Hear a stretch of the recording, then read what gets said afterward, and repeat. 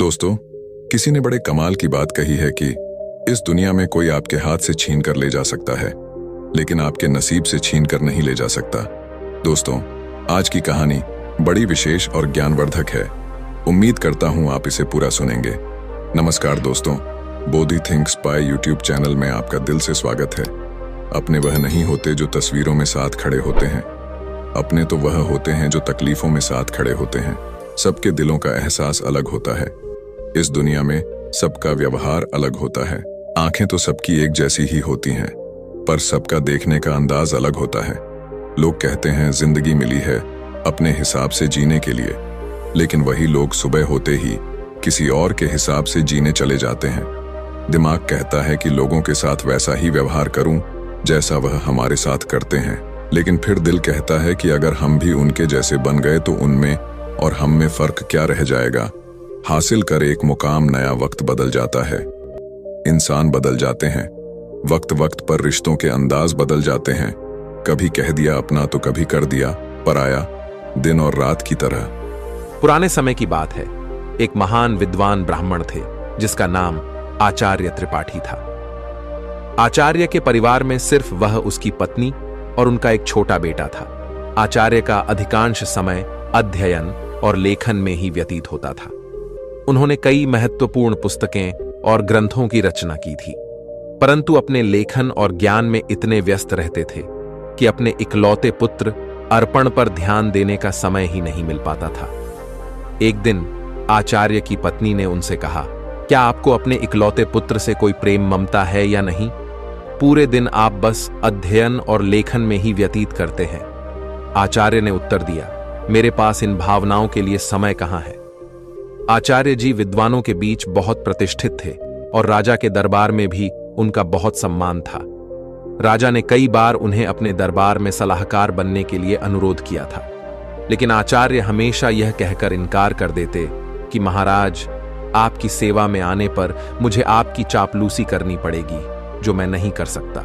दूसरी तरफ उनका पुत्र अर्पण अपनी मां की अत्यधिक लाड़ प्यार में बिगड़ गया था। वह पाठशाला जाने की बजाय आवारा लड़कों के साथ समय बिताने लगा। आचार्य जी अपने लेखन और अध्ययन में इतने व्यस्त रहते थे कि उन्हें अपने पुत्र की हरकतों का पता ही नहीं चलता था। अर्पण ने जुआ खेलना शुरू कर दिया और समय के साथ मदिरा पान भी करने लगा। उसकी संगत कुछ चोर उचक्के जैसे युवकों के साथ हो गई थी। एक दिन की बात है, अर्पण अपने चोर दोस्तों के साथ मंदिर में चोरी करने के लिए जाता है, और जब वह तीनों मंदिर में सौरी कर रहे थे, तभी एक पहरेदार ने उन तीनों को सौरी करते हुए पकड़ लिया और उसे पकड़कर सीधे राजा के पास ले गए और बोले, महाराज, यह लड़के मंदिर में चोरी करते हुए पकड़े गए हैं और इनमें से एक आचार्य जी का पुत्र अर्पण है। यह सुनकर राजा भी अचंभित रह गए कि ज्ञान और धर्म का उपदेश देने वाले आचार्य का पुत्र चोरी में लिप्त है। राजा ने तुरंत एक सैनिक को आचार्य जी के घर पर सूचना देने के लिए भेजा। सैनिक ने जाकर कहा, आचार्य जी, आपका बेटा राजमहल में है, उसे मंदिर में चोरी करते हुए पकड़ा गया है। यह सुनकर आचार्य जी ने कहा, ओ, ये क्या मेरे मुंह पर काली खपत लग गई, अब मैं किसी को क्या मुंह दिखाऊंगा। उनकी पत्नी ने कहा, महाराज आपका बहुत सम्मान करते हैं, आप चाहे तो उसे माफी मिल सकती है। आचार्य जी ने उत्तर दिया, नहीं, मैं एक अपराधी की सिफारिश कर नहीं करूंगा, यह भी एक अपराध है। उसकी पत्नी ने धमकी दी, अगर आप राजा के पास नहीं जाएंगे तो मैं अपनी जान दे दूंगी। इस प्रकार आचार्य जी ने अपने सिद्धांतों के आगे झुकने से इनकार कर दिया, और यही उनके व्यक्तित्व की महानता को दर्शाता है। आचार्य ने भारी मन से कहा, ओह, तुम्हारी इस जिद की वजह से मुझे राजा के पास जाना ही पड़ेगा। पत्नी की बात मानकर अनिच्छा के बावजूद वे राजमहल पहुंचे। दरबार में उन्होंने राजा से निवेदन किया, राजन, मेरा पुत्र अभी नाबालिग है, उसे क्षमा कर दीजिए। राजा ने गंभीरता से जवाब दिया, यदि ऐसी बात है तो आपको राज दरबार में सभी के सामने मुझसे सार्वजनिक रूप से माफी मांगनी होगी, तभी मैं आपके बेटे को माफ कर सकता हूं। आचार्य ने सिर झुकाकर कहा, ठीक है राजन, मैं भरे दरबार में आपसे अपने बेटे के लिए क्षमा याचना करता हूं। आचार्य की इस विनती पर राजा ने उनके बेटे को इस शर्त पर माफ कर दिया कि भविष्य में वह कोई अपराध नहीं करेगा। परंतु इस घटना के बाद आचार्य जी की प्रतिष्ठा में धक्का लग गया। वे जहां भी जाते लोग उसे कहते कि आचार्य का बेटा चोर और उचक्के है। ये सब सुनकर आचार्य जी को बहुत दुख होता। इस अपमान और बेइज्जती के चलते आचार्य जी अब बीमार रहने लगे। उनके स्वास्थ्य पर इसका गहरा असर पड़ा। बेटा तो घर आ गया, लेकिन चोरी की उसकी आदत गई नहीं। उसने आचार्य जी की किताबें उठाकर बेचना शुरू कर दिया। एक दिन आचार्य जी ने पूछा, मेरी पुस्तकें कहां गई? तो बेटे ने लापरवाही से कहा, पिताजी मैंने घर का कोड़ा कचरा साफ कर दिया। आचार्य क्रोधित होकर बोले, अरे निकम्मे, तूने मेरा सर्वनाश कर दिया बेटा। उसे स्वर में बोला, आप तो हमेशा मुझे कोसते ही रहते हैं। मुझे लगा वो किताबें किसी काम की नहीं, इसलिए मैंने उसे बेच दिया। आचार्य जी ने उसे ज्यादा कुछ कहा नहीं। समय बीतने के साथ साथ आचार्य की बीमारी और गंभीर होती गई। वे चिंतित थे कि उनके बाद उनकी पत्नी और आवारा बेटे का क्या होगा। वे बीमार थे, फिर भी एक महत्वपूर्ण ग्रंथ की रचना कर रहे थे। वे सोचते, मैं यह ग्रंथ पूरा करके ही मरूंगा। बीमारी के बावजूद वे दिन रात लिखते रहे और एक दिन उनका यह ग्रंथ पूरा हो गया। उन्होंने सोचा, मेरा ग्रंथ तो पूरा हो गया है, लगता है मेरे जीवन के दिन भी पूरे हो गए हैं। उस दिन उन्होंने अपने बेटे को पास बुलाया और कहा, बेटा अभी भी समय है, तुम संभल सकते हो, अपने आप को काबिल बना सकते हो।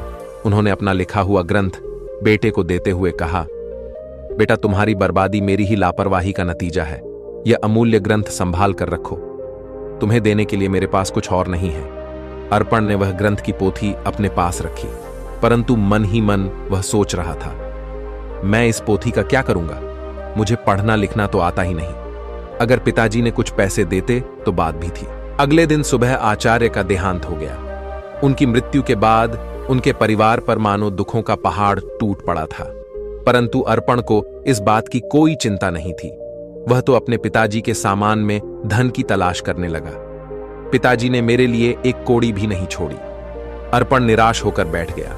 कुछ समय और बीता तो मां बेटे की हालत इतनी खराब हो गई कि खाने के भी लाले पड़ने लगे। एक दिन मां ने तंग आकर बेटे से कहा, बेटा कुछ काम धंधा करके लाओ, नहीं तो हम भूख मर जाएंगे। अर्पण ने उदास मन से जवाब दिया, मां मुझ जैसे अनपढ़ और बदनाम को कौन काम देगा? यह सुनकर मां ने सोचा, क्यों ना मैं राजा के पास जाऊं। मेरे पति का राजा बहुत सम्मान करते थे, शायद वह हमारी मदद कर दे। ये सोचकर वह राज दरबार पहुंची और राजा से गुहार लगाई, महाराज हम भूखों मर रहे हैं, हमारी मदद कीजिए। राजा ने खड़े स्वर में कहा, क्या मदद?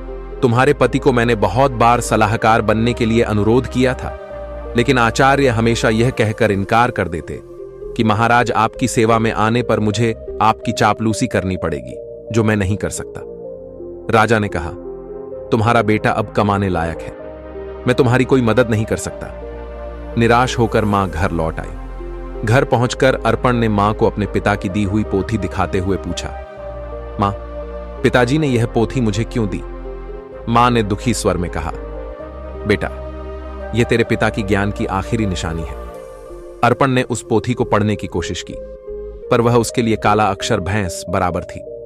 कुछ सोचकर वह अपने पड़ोस के रामू काका के पास गया और बोला, रामू काका आप तो पढ़े लिखे हैं, क्या आप मुझे इस पोथी का मतलब बता सकते हैं? रामू काका ने पोथी खोलकर देखा और बोले, इसमें तो बहुत कठिन श्लोक लिखे हैं, इनका अर्थ तो कोई महापंडित ही बता सकता है। अर्पण निराश होकर वापस लौट आया। उसने कई जगह काम ढूंढने की कोशिश की, पर अपनी बुरी छवि के कारण किसी ने उसे काम पर रखने से इनकार कर दिया। वह जहां भी जाता लोग उसे दुत्कार कर भगा देते थे। इस बीच उसकी मां भूख और बीमारी से कमजोर होती चली गई। अपनी मां की लाचारी और उसकी भूख को देखकर अर्पण ने खाने का इंतजाम करने की ठानी और घर से निकल पड़ा। चलते चलते उसकी नजर एक बगीचे पर पड़ी जिसमें फलों के पेड़ लगे हुए थे। उससे रहा न गया और वह बगीचे के अंदर चला गया। अर्पण ने जल्दी से कुछ फल तोड़े, लेकिन तभी बगीचे का पहरेदार वहां आ गया। सहयोग से वह बगीचा महाराज का था। एक बार फिर अर्पण को पकड़कर महाराज के सामने पेश कर दिया गया। पहरेदार ने कहा, महाराज यह आपके बगीचे से फल चुरा रहा था। राजा ने गुस्से में कहा, अरे तुम्हारी अब तक आंखें नहीं खुली, तुमने फिर से चोरी की। अर्पण गिर गिर कर बोला, महाराज मैं कई दिनों से भूखा हूं। राजा ने कड़क आवाज में कहा, चुप हो जाओ, अगर तुम आचार्य के पुत्र ना होते तो तुम्हें सूली पर चढ़ा देता। तुम्हारी यही सजा है कि तुरंत मेरा राज्य छोड़ दो। वह बेचारा कह भी नहीं पाया कि वह भूख से लाचार है। राज्य से निकाले जाने की सजा पाकर जब बेचारा अर्पण घर लौटा तो उसकी मां की मृत्यु हो चुकी थी, क्योंकि कई दिनों से उसने कुछ नहीं खाया था और उसे हमेशा चिंता सताती रहती कि मेरे जाने के बाद मेरे बेटे का क्या होगा। दुखी मन से उसने अपनी मां का अंतिम संस्कार किया और राज्य छोड़ने का निश्चय कर लिया। अर्पण ने अपने पिता की दी हुई पोथी को संभालकर एक थैले में डाला और राज्य छोड़कर चल दिया। दोस्तों, जिंदगी के एहसास बदल जाते हैं जब कोई हाथ और साथ दोनों ही छोड़ देता है। तब कुदरत कोई ना कोई उंगली पकड़ने वाला भेज देता है। मुस्कुराकर चलते रहिए। मुंह पर कड़वा बोलने वाले कभी धोखा नहीं देते। डरना तो मीठा बोलने वालों से चाहिए जो दिल में नफरत पालते हैं और समय के साथ बदल जाते हैं। नामुमकिन कुछ भी नहीं है। हम वह सब कर सकते हैं जो हम सोच सकते हैं, और वह सब सोच सकते हैं जो हमने कभी नहीं सोचा कि सब कुछ संभव है। हर कोई कहता है कि ईश्वर नजर नहीं आता। सच तो यह है कि जब संकट में कोई साथ नहीं देता तो वही नजर आता है। सहारे इंसान को खोखला कर देते हैं और उम्मीदें कमजोर कर देती हैं। अपनी ताकत के बल पर जीना शुरू कीजिए। आपका खुद से अच्छा साथी और हमदर्द कोई और नहीं हो सकता। यकीन जानिए, अगर आप हारना सीख लेंगे तो जीत रोती पीटती आप तक चली ही आएगी। वक्त आपका है। चाहो तो सोना बना लो, चाहो तो सोने में गुजार दो। अगर आप जानते हैं कि आप वाकई में सही हैं तो लोगों को जो चाहे कहने दो।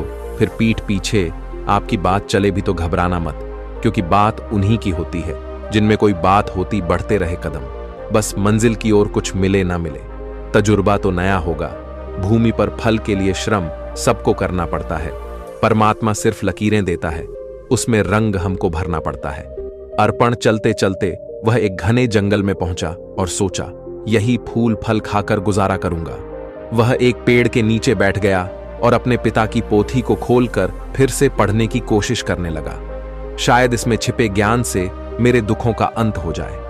बेचैनी में वह पोथी के पन्ने पलट रहा, लेकिन उसे कुछ समझ नहीं आ रहा था। उसने सोचा कि काश मैं पढ़ पाता। पिताजी ने मरते वक्त कहा था कि यह ग्रंथ अमूल्य है। अचानक हवा का एक तेज झोंका आया और पोथी में से कुछ पन्ने उड़ गए। अर्पण ने उन पन्नों को पकड़ने की कोशिश की, पर वह असफल रहा। वह सोचने लगा, पता नहीं कितने पन्ने उड़ गए हैं। उसने पोथी को वापस बंद किया और आराम करने के लिए पेड़ के नीचे सो गया। उसी जंगल में एक युवराज शिकार खेलने के लिए भटक रहा था। हवा में उड़ता हुआ पोथी का एक पन्ना उसके हाथ लग गया। उसने उसे देखा और पढ़ने लगा। किसी ने सुंदर हस्तलिपि में संस्कृत का श्लोक लिखा है, किंतु मैं संस्कृत नहीं जानता। कुछ सोचकर युवराज ने वह पन्ना अपनी जेब में रख लिया और शिकार की तलाश में आगे बढ़ गया। तभी उसकी नजर एक हिरण पर पड़ी और वह उसका पीछा करने लगा। हिरण अपनी जान बचाने के लिए एक प्राचीन मंदिर की दिशा में भागा और युवराज उस प्राचीन मंदिर में दाखिल हो गया। जंगल के बीच में यह एक प्राचीन मंदिर था जहां कुछ वनवासी पूजा कह रहे थे। उनका पुजारी कह रहा था, भाइयों, देवी को प्रसन्न करने के लिए हमें नौजवान युवक की बलि देनी होगी। तभी युवराज ने मंदिर में प्रवेश किया। वनवासियों ने उसे देखा और बोले, पुजारी जी, संयोग की बात है, युवक भी आ गया, क्यों ना इसी की बलि दे दी जाए। यह सुनकर युवराज सोच में पड़ गया। अगर मैंने इन्हें अपना असली परिचय दे दिया तो यह मुझे अवश्य ही बलि पर चढ़ा देंगे, क्योंकि यह शत्रु देश के राजा का है। वनवासियों ने युवराज को रस्सियों से बांध दिया। तब युवराज ने कहा, पुजारी जी, मैं एक नीच कुल की संतान हूं, मेरी बलि देने से देवी अपवित्र हो जाएंगी। पुजारी ने हंसते हुए सख्त स्वर में कहा, अरे देवी को बलि चाहिए, उन्हें ऊंच नीच से कोई मतलब नहीं है। युवराज अपने जीवन से निराश हो गया और सोचने लगा, झूठ बोलकर भी मैं अपने प्राण नहीं बचा पा रहा हूं। जब उसे बलि के लिए लाया गया तो उसने कहा, भाइयों, बलि पर चढ़ाने से पहले मैं अपनी एक अंतिम इच्छा पूरी करना चाहता हूं। मेरी जेब में एक भोजपत्र है, क्या कोई उसे पढ़कर उसका अर्थ बता सकता है? मेरी यही अंतिम इच्छा है। पुजारी ने कहा, अवश्य लाओ, मैं तुम्हें उसका अर्थ बताता हूं। पुजारी ने उस ग्रंथ के पन्ने को अपने हाथ में उठाया और कहने लगा, इस भोजपत्र पर 2 श्लोक अंकित है। पहले का अर्थ है, एक झूठ कई झूठों को जन्म देता है और झूठा व्यक्ति अंततः मुसीबत में फंस जाता है। दूसरे श्लोक का भावार्थ है, किसी के प्राण लेना सरल है, परंतु किसी को जीवन देना अत्यंत कठिन है। युवराज यह सुनकर फूट फूट कर रोने लगा। पुजारी ने उससे पूछा, तुम रो क्यों रहे हो? युवराज ने रोते हुए कहा, यह दोनों श्लोक मुझ पर ही चरित्रालु होते हैं। यह सुनकर वनवासियों को अपनी गलती का एहसास हुआ। उनमें से एक आगे बढ़कर बोला, पुजारी जी, यह युवक सच कह रहा है, हमें इसे जबरदस्ती बलि पर चढ़ाने का कोई अधिकार नहीं है। तब वनवासियों ने युवराज को मुक्त कर दिया। पुजारी ने कहा, जाओ नौजवान, इस श्लोक ने हमारी आंखें खोल दी हैं। हम आज के बाद देवी को किसी जीव की बलि नहीं चढ़ाएंगे। युवराज, जिसका नाम यंश था, उसने उनका धन्यवाद किया और महल की ओर चल दिया। लौटते समय वह विचारों में खोया हुआ था और सोच रहा था, ये भोजपत्र कितने अनमोल है, इन्होंने मेरे प्राण बचाए। हो सकता है ऐसे सुंदर उपदेशों वाले और भी पन्ने हों। महल वापस पहुंचकर युवराज ने अपने पिता के चरणों में प्रणाम किया और कहा, पिताजी, आपने मुझे शिकार खेलकर जीवों की हत्या करने से मना किया था। मैंने आपसे झूठ बोलकर शिकार खेलने गया था और मुसीबत में फंस गया, परंतु इन श्लोकों ने मेरे प्राण बचा लिए। फिर युवराज ने राजा रुद्र प्रताप को अपनी आप बीती सुना दी। उसने कहा, ऐसे श्लोक जो दूसरों को अहिंसा की शिक्षा देते हैं और जिन्होंने मेरे प्राण बचाए, मेरे लिए हजारों मोहरों के बराबर है। पिताजी, इस भोजपत्र पर पन्नों की संख्या 3 लिखी है। यह किसी अनमोल पोथी के हिस्से है। राजा रुद्र प्रताप ने यह सुनकर अपने कुछ सैनिक को बुलाया और उन्हें भोजपत्र दिखाते हुए आदेश दिया, जो भी ऐसे श्लोकों से सजे भोजपत्र खोज कर लाएगा, उसे ऊंचा पद और पुरस्कार भी दिया जाएगा।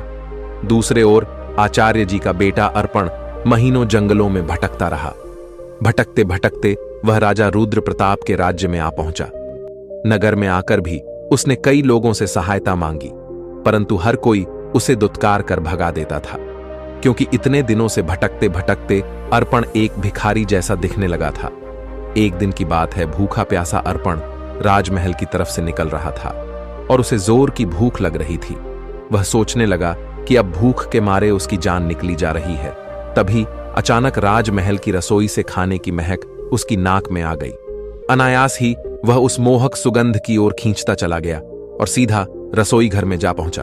वहां जाकर उसने रसोइये से कहा, भाई, मुझे 2 रोटी दे दो, बहुत भूखा हूं। रसोइये ने उसे दुत्कारते हुए कहा, जा भाग यहां से। लेकिन अर्पण की भूख इतनी बढ़ चुकी थी कि उससे सहन नहीं हो रही थी। उसने मौके का फायदा उठाकर रसोइये से नजरें बचाई और 2-3 रोटियां उठाकर अपने थैले में डाल ली। दुर्भाग्य से रसोइये की नजर उस पर पड़ गई। उसने अर्पण का हाथ पकड़ लिया और गुस्से में बोला, अरे रोटी चोर, चल, तुझे महाराज के सामने ले चलता हूं। अर्पण भूख के कारण चल भी नहीं पा रहा था और रसोइया उसे खींचता हुआ महाराज के पास ले गया और बोला, महाराज जी, यह भिखारी लड़का राजमहल की रसोई में घुस आया और यहां से रोटियां चुराई है जो इसके थैले में है। महाराज ने सिपाहियों को आदेश दिया, इस भिखारी के थैले को उल्टा कर दिया जाए। एक सिपाही आगे बढ़ा और अर्पण का थैला छीना और उसे उल्टा कर दिया। थैले से रोटियों के साथ साथ वह ग्रंथ भी निकल आया जो अर्पण के पिता ने लिखा था। उसी समय युवराज भी वहां से गुजर रहे थे, तो ग्रंथ को देखते ही युवराज की आंखें चमक उठी। उसने तुरंत ग्रंथ को उठा लिया और खुशी से चिल्ला उठा, अरे, यह तो वही अनमोल पोथी है जिसकी हमें महीनों से तलाश थी। फिर युवराज ने अर्पण की ओर देखा और आदरपूर्वक अपने सिपाही को कहा, इस धनवान लड़के को सम्मान से बिठाया जाए। फिर उस लड़के को एक सिंहासन पर बैठाया गया। फिर युवराज ने पूछा, भाई, तुम्हारा नाम क्या है? लड़के ने कहा कि मेरा नाम अर्पण है। युवराज ने कहा कि इतनी अनमोल संपत्ति होने के बावजूद भी तुम भीख मांग रहे हो। मैं इस पोथी के लिए तुम्हें 50,000 स्वर्ण मुद्राएं देने को तैयार हूं। अर्पण यह सुनकर एकदम असंबित रह गया और बोला, क्या कहा? 50,000 स्वर्ण मुद्राएं कम नहीं है महाराज। मैं सोच रहा था कि लाखों की संपत्ति रखते हुए भी मैं भूखा मर रहा था। फिर उसने कहा, मित्र, इस पोथी के वचनों ने सदा मुझे पतन के गड्ढे में गिरने से बचाया है और मेरे प्राणों की रक्षा की है, लेकिन मेरी आंखें बार बार ठोकर खाकर भी नहीं खुली। युवराज ने पोथी खोली और अर्पण को पहले और दूसरे पन्ने की श्लोक सुनाने लगा। उसने लिखा था कि अविद्या सारे कपटों की जननी है और संकटों में ही अपने और पराई की पहचान होती है। अर्पण ने कहा, सचमुच अविद्या ने ही मुझे दर दर का भिखारी बना दिया। अगर मैंने बचपन में ही विद्या ग्रहण की होती तो आज मैं भी अपने पिता की तरह एक विद्वान होता। युवराज ने कहा, भाई अर्पण, अपनी पोथी का यह मूल्य स्वीकार करो। और यह कहते हुए उसने स्वर्ण मुद्राओं की थैली अर्पण को थमा दी। अर्पण ने थैली को हाथ में लेते हुए कहा, अब मैं धन का बोझ कहां उठाता फिरूं? इस धन को मैं गरीब बच्चों की अविद्या दूर करने के लिए लगाऊंगा। युवराज ने कहा, मित्र, अब तुम एक भिखारी नहीं रहे, तुम तो अब महान धनवान हो गए हो। अर्पण सोच रहा था, काश यह समझ मुझे बचपन में ही आ गई होती तो शायद मेरे माता पिता आज यहां होते।